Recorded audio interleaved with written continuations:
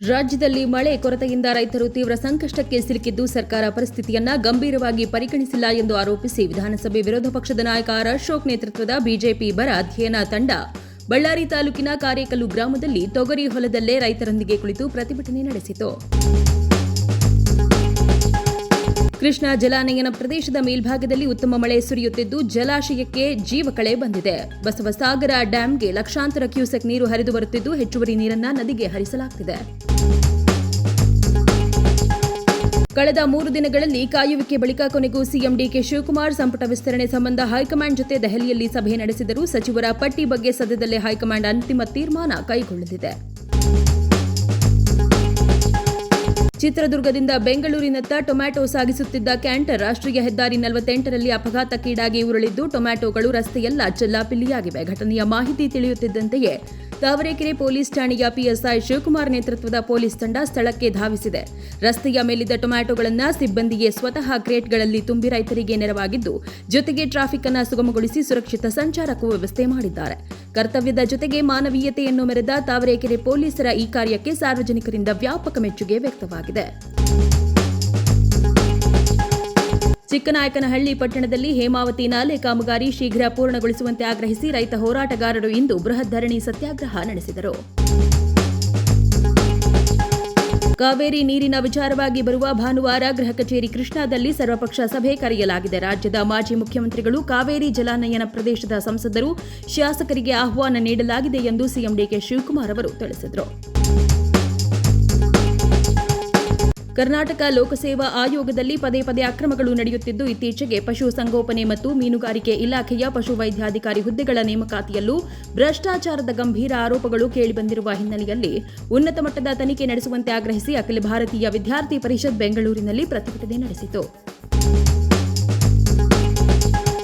ಸಾರ್ವಜನಿಕ ಪರೀಕ್ಷೆ ತಿದ್ದುಪಡಿ ಮಸೂದೆ 2026 ಸಂಸತ್ತಿನಲ್ಲಿ ಅಂಗೀಕಾರ ಪಡೆದುಕೊಂಡಿದೆ. ಇನ್ಸ್ಟಾಗ್ರಾಂ ವಿಡಿಯೋ ಮೂಲಕ ಮಾತನಾಡಿರುವ ಪ್ರಧಾನಿ ಮೋದಿ, ಮಕ್ಕಳ ಭವಿಷ್ಯದೊಂದಿಗೆ ಆಟವಾಡುವ ಮಾಫಿಯಾವನ್ನ ಶಿಕ್ಷಿಸದೆ ಬಿಡುವುದಿಲ್ಲ ಎಂದು ಪುನರುಚ್ಚರಿಸಿದರು. ವಂದೇ ಮಾತರಂ ಗೀತೆಗೆ ಅವಮಾನ ಮಾಡುವುದನ್ನು ಅಪರಾಧ ಎಂದು ಪರಿಗಣಿಸುವ ಮಸೂದೆಯನ್ನ ಇಂದು ಲೋಕಸಭೆಯಲ್ಲಿ ಅಂಗೀಕರಿಸಲಾಗಿದೆ. ಮಹಾರಾಷ್ಟ್ರದ ಭೀವಂಡಿಯಲ್ಲಿ 4 ಅಂತಸ್ತಿನ ಕಟ್ಟಡ ಕುಸಿದು ಬಿದ್ದಿದೆ. ಈಗಾಗಲೇ 6 ಮಂದಿಯ ಮೃತದೇಹಗಳನ್ನು ಅವಶೇಷಗಳಡಿಯಿಂದ ಹೊರತೆಗೆಯಲಾಗಿದೆ. ದೆಹಲಿಯಲ್ಲಿ ನಡೆದ ಪೊಲೀಸ್ ದೌರ್ಜನ್ಯದ ಕುರಿತು ಅಮಿತ್ ಶಾ ಹೇಳಿಕೆ ನೀಡುವಂತೆ ರಾಜ್ಯಸಭೆಯ ವಿರೋಧ ಪಕ್ಷದ ನಾಯಕ ಮಲ್ಲಿಕಾರ್ಜುನ್ ಖರ್ಗೆ ಗುರುವಾರ ರಾಜ್ಯಸಭೆಯಲ್ಲಿ ಆಗ್ರಹಿಸಿದರು. ಕಾಮನ್ವೆಲ್ತ್ ಕ್ರೀಡಾಕೂಟದಲ್ಲಿ ಇಂದು ನಡೆದಿದ್ದ ಪುರುಷರ ಜಾವೆಲಿನ್ ಥ್ರೋ ಸ್ಪರ್ಧೆಯಲ್ಲಿ ನೀರಜ್ ಚೋಪ್ರಾ ಸೇರಿ ಭಾರತದ 3 ಫೈನಲ್ಗೆ ತಲುಪಿದ್ದಾರೆ.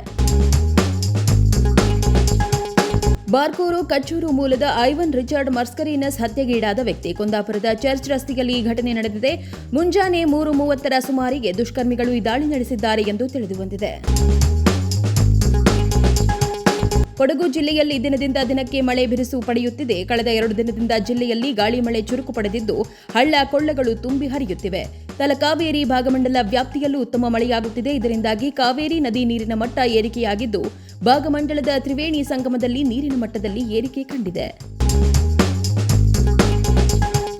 ಸಿಡಬ್ಲ್ಯೂಆರ್ಸಿ ಆದೇಶ. ರಾಜ್ಯದಲ್ಲಿ ಕಾವೇರಿ ಹೋರಾಟದ ಮಧ್ಯೆಯೂ ತಮಿಳುನಾಡು ಸಿಎಂ ಜೋಸೆಫ್ ವಿಜಯ್ ಇದೇ ಮುಂದಿನ ಸೋಮವಾರ ಬೆಂಗಳೂರಿಗೆ ಬರಲಿದ್ದಾರೆ. ಕಾವೇರಿ ನೀರು ಮೇಕೆದಾಟು ಡ್ಯಾಂ ವಿಚಾರವಾಗಿ ವಿಧಾನಸೌಧದಲ್ಲಿ ಸಿಎಂ ಡಿಕೆ ಶಿವಕುಮಾರ್ ಜೊತೆ ಪರಸ್ಪರ ಚರ್ಚೆ ಮಾಡಲಿದ್ದಾರೆ.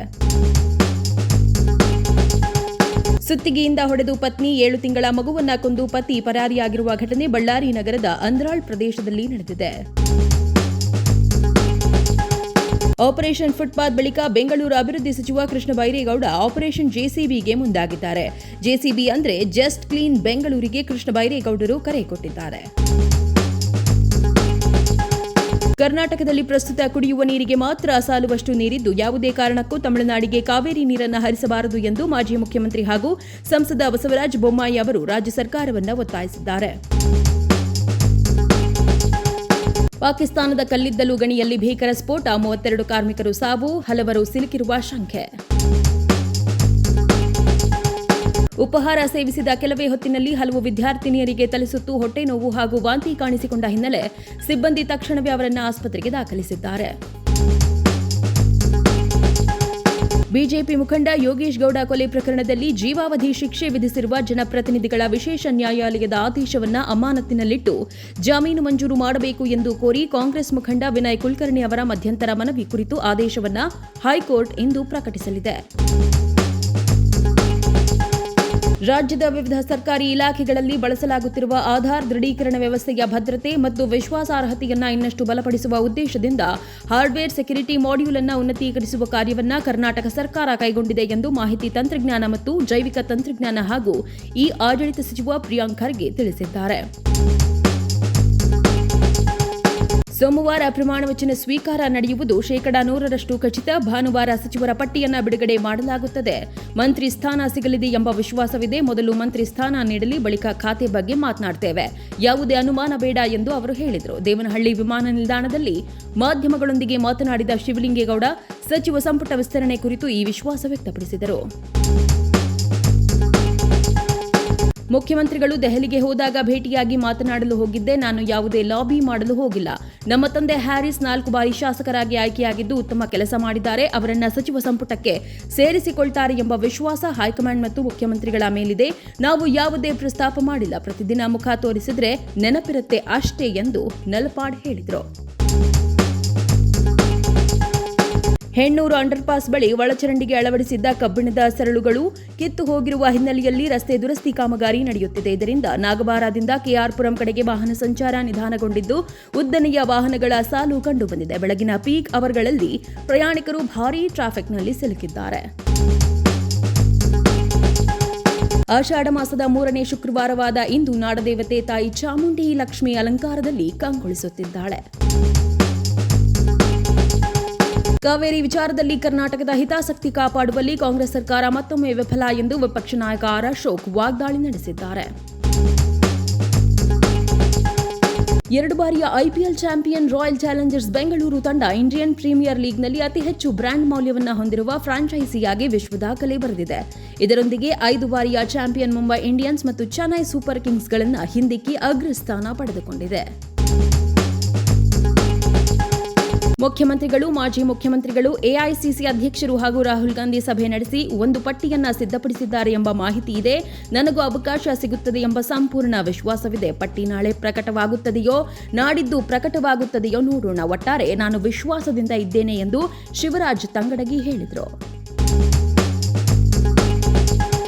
ಕಾವೇರಿ ಕೊಳದಲ್ಲಿ ಹೋರಾಟದ ಕಿಚ್ಚು ತೀವ್ರಗೊಂಡಿದೆ. ತಮಿಳುನಾಡಿಗೆ ನೀರು ಬಿಡೋ ಸಿಡಬ್ಲ್ಯೂಆರ್ಸಿ ಆದೇಶಕ್ಕೆ ಕನ್ನಡಿಗರು ಕೆಂಡಾಮಂಡಲರಾಗಿದ್ದಾರೆ. ಈ ತಾರತಮ್ಯದ ಆದೇಶ ಹಾಗೂ ರಾಜ್ಯ ಸರ್ಕಾರದ ವಿರುದ್ಧ ಸಿಡಿದೆದ್ದಿರೋ ಬಿಜೆಪಿ ಇವತ್ತು ಬೆಳಗ್ಗೆ 11 ಗಂಟೆಗೆ ಕೆಆರ್ಎಸ್ ಜಲಾಶಯಕ್ಕೆ ಮುತ್ತಿಗೆ ಹಾಕಲು ನಿರ್ಧರಿಸಿದೆ. ಇದರಿಂದಾಗಿ ಜಲಾಶಯದ ಬಳಿ ಭಾರೀ ಬಿಗಿ ಭದ್ರತೆ ಕೈಗೊಳ್ಳಲಾಗಿದೆ.